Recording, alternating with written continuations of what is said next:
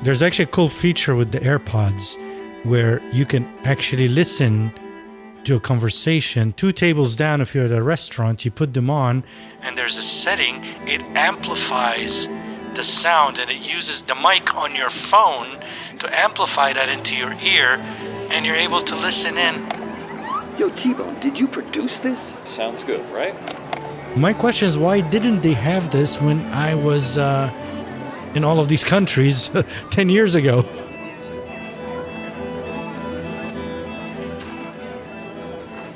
My name is Joseph Assad. I'm a former case officer with the Central Intelligence Agency, and I have had many experiences listening to sounds using SIGINT, which is signals intelligence, that we use in the spy world, if you will.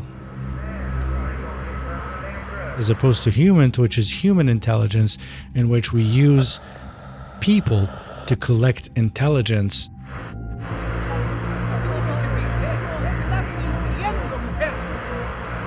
We use special gear, equipment, and very fancy machines to collect different types of data, decipher that data, and turn it into finished intelligence. So I'm quite familiar with how sound is used and how that is part of our tradecraft.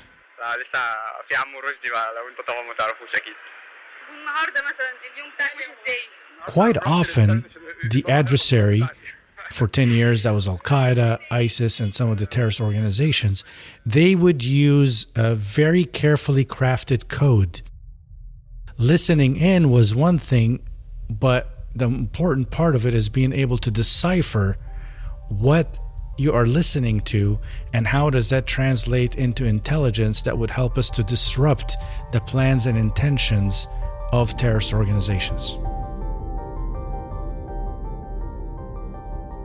Terrorist organizations in places like Yemen, for the longest time, they were referring to explosives as honey. So they would talk about honey and honey trade and honey moving. Yemen actually is the home of some of the best honey in the world. They are famous for their honey. And so initially people did not know, are they talking about real honey or are they talking about something else? Up until we figured out through a human source that when the bad guys were talking about honey, they meant explosives. They talk about notebooks. Well, a notebook is a passport. So they used different codes that took us a while to figure out. And without having a source in the inside of these organizations, it would be quite difficult to decipher what you're listening to. And they changed it quite often.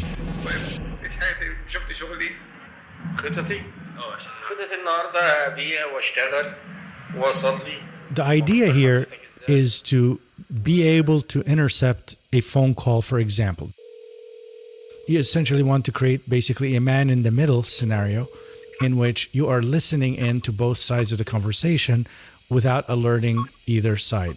Some methodologies that were used by some intelligence services is to essentially clone a cell phone tower. So if a bad guy is using, a cell phone to communicate with his subordinates or with other commanders, and let's say, using an example in Iraq, they're using Zain network, which is a cell phone network. A good intelligence service can insert itself in the middle, and we also are called Zain.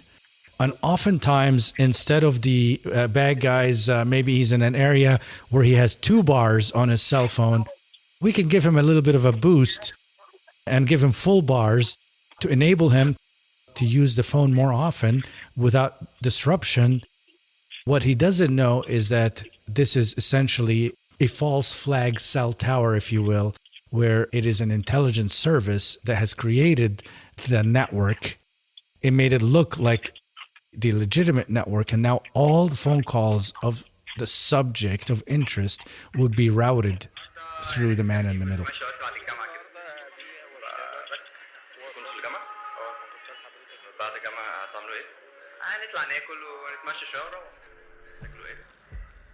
when you find out more about the capabilities of what the US government or what the British government or what the Israelis or the Chinese or the Russians, what they're doing to intercept, you would want to lay down your phone and bury it and never use it ever again. You realize very quickly that there is essentially not very many things that cannot be intercepted or decrypted. So there are two parts of... Oh, sorry.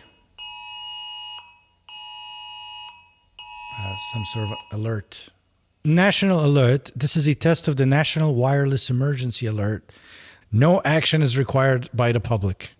When an alert goes like this, absolutely the government has a capability to be able to then figure out where did the alert go to, where did it reach. Every cell phone user in the United States of America probably just got this alert.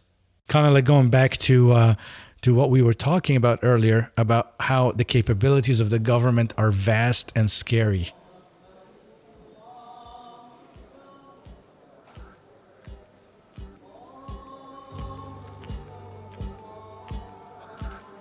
In terms of language, for example, with the Arabic language, there are two sides of it that was used in the Central Intelligence Agency, in the CIA. We had to call sources, for example, to trigger a meeting.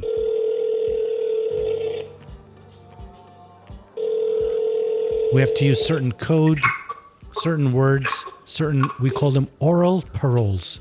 Oral paroles is a verbal parole that has been agreed upon between you and the source to make sure that you are talking to the source on the other end. He has to respond in a certain way that would indicate whether or not he is under duress. Are you going to be watching the World Cup today? If his response was, "No, I'm not going to because my favorite team, Milan, is not playing." If he uses the word Milan, that means he's under duress. But if he said, "Absolutely, I'm going to watch. I would not miss any game for Barcelona."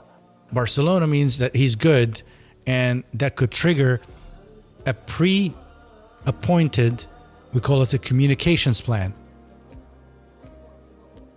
And that is, meet me Tuesday at 9 a.m. at the pre-agreed upon location. When you do that in Arabic, so oftentimes in some countries, you have to be in a public place. And back in the days where there was a lot more reliance on payphones, and there are still some of those that exist in some of the countries. They're either payphones or a call cabin in which you go pay a fee and they connect you to a certain number.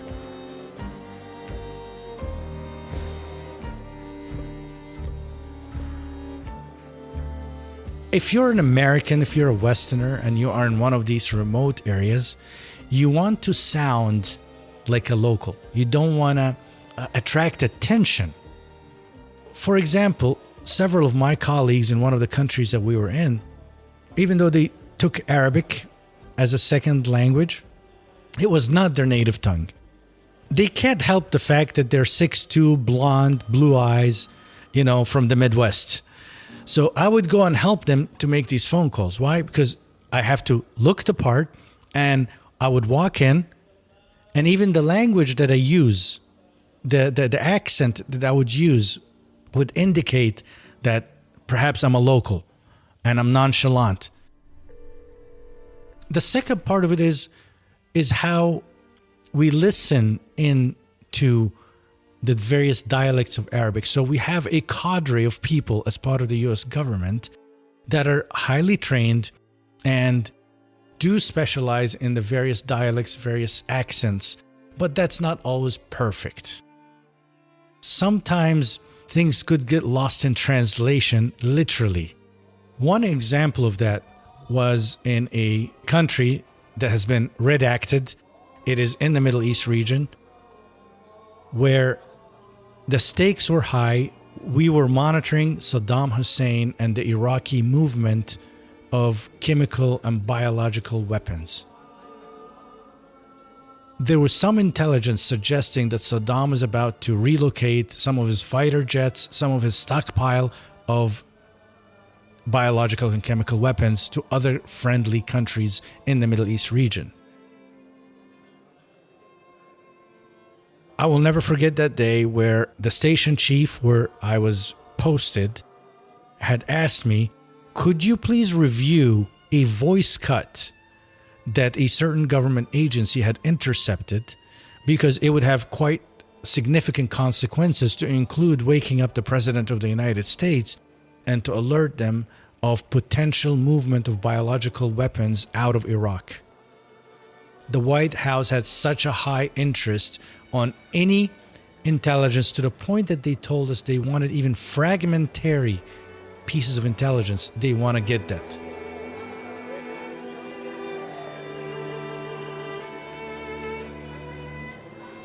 This was my first tour in the field. I was excited to be able to be included in a part where I get to listen to an intercepted conversation. And it was a phone call of a lady at an airport where one of those aircraft coming from Iraq was supposed to be landing shortly. And they said, listen to it again. You see, she is talking about biological cargo.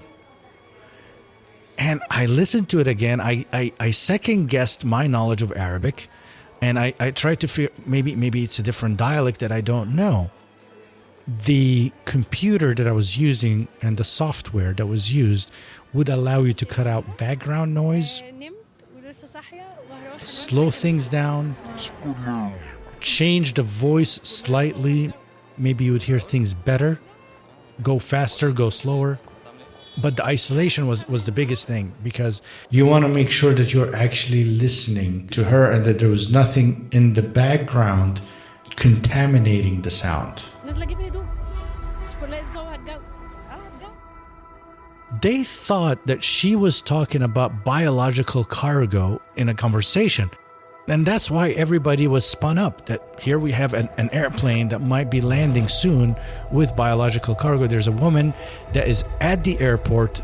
Her geocords came up as she's located at the airport in this country, and she's talking about biological cargo.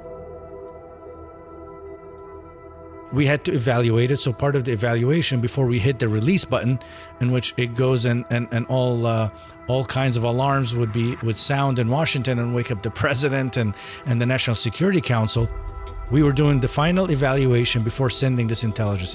It has already been drafted. The report is ready to go. They're just waiting for one more double check. Can you listen into the conversation and just check it one more time before we release this? What I decided to do to put those sounds, if you will, into context is by listening to a longer piece of the conversation, not just the part when she's talking about the biological cargo. The context was she was traveling out of this capital city in a Middle Eastern nation, and she had called someone asking them, where does she go to get her boarding card? And then I played it again, slower, faster, in different ways. She's talking about boarding card with such a heavy Arabic accent that the original officers that listened to this thought she was talking about biological cargo. Once again, there was a bias in our minds because we were looking for biological cargo. So you listened to what you were expecting to hear, not what was actually being said.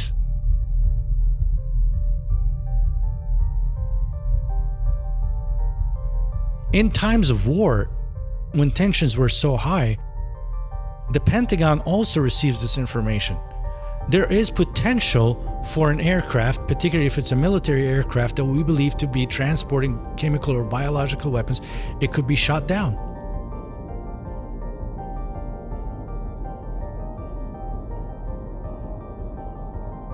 I heard explosions in Iraq. And that is the most gut-wrenching sound that you'll ever hear. And in the year that we spent in Iraq, that was the most awful sound. Often they used VBIEDs, we call them, vehicle-borne improvised explosive devices. And sometimes they were truck bombs. laden with hundreds of kilos of explosives. And that literally shook the entirety of the green zone. You could hear it, and you knew there goes 100 people, 150 people that just died.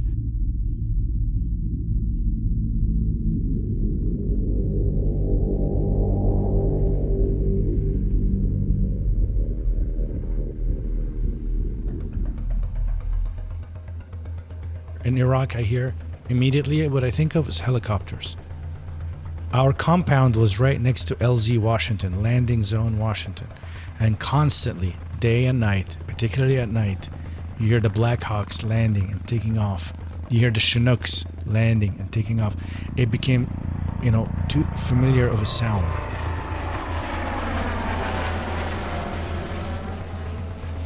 You heard a whistling sound that sent chills to your body, and that was the sound of rockets and mortars flying overhead before they exploded.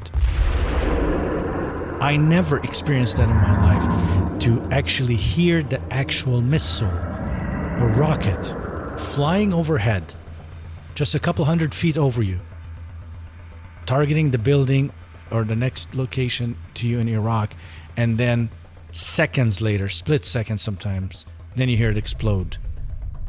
We became familiar with that whistling sound because it's like something rattling, flying overhead, and you knew that that was no good, that something bad is about to happen.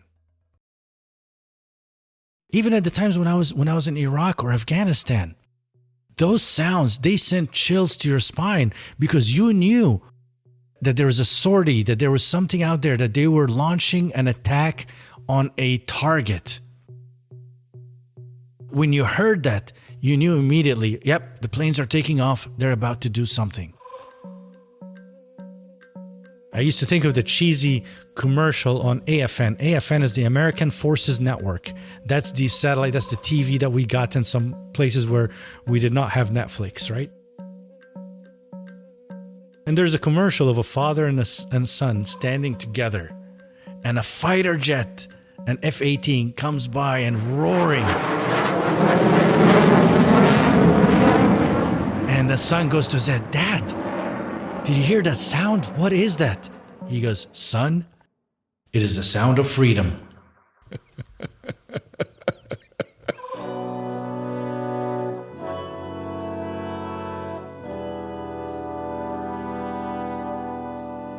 With the development of AI, with technologies, even voice recognition could be faked. Am I really talking to my source, or is it a Chinese intelligence officer on the other end, and they are able to engineer a voice that's similar to my source? The development of AI, I think, is going to revolutionize how we do intelligence, because it's going to force us to do things that are more creative. It's going to push us in areas where we have to depend a lot on more tradecraft, develop, additional ways to vet the sound. How do you vet the sound is going to be an area where the CIA, the NSA are going to be heavily focused on, I think, in the next 10 to 20 years.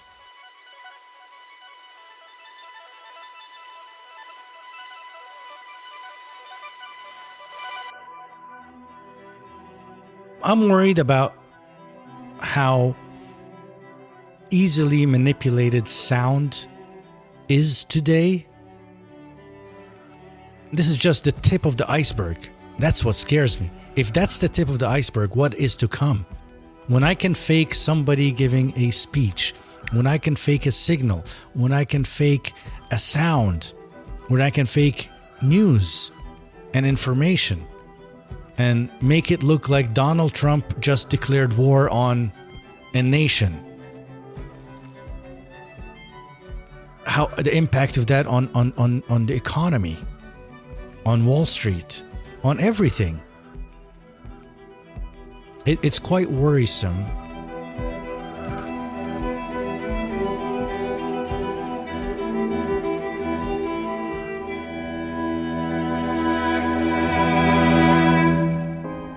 Yes, that is worrisome. Thank you to Joseph Assad, and thank you to Ash Clivery, who recorded, produced and sound designed this episode. If you enjoyed it, then a way you can say thanks is by leaving a review, giving us a rating, subscribing, telling your friends about us. A lot of love goes into these podcasts, as I'm sure you can hear. So we want to reach as many people as possible. Another good way to say thanks is to go to tbone.productions and check out the merch. We'll be back next week with another amazing episode. I'm really, really excited about next week's episode. In fact, it might come out later this week if it's ready on time. We just seem to like putting them out as soon as they're ready so you can hear them. Thank you once again for listening. Yo, T-Bone, did you produce this? Sounds good, right?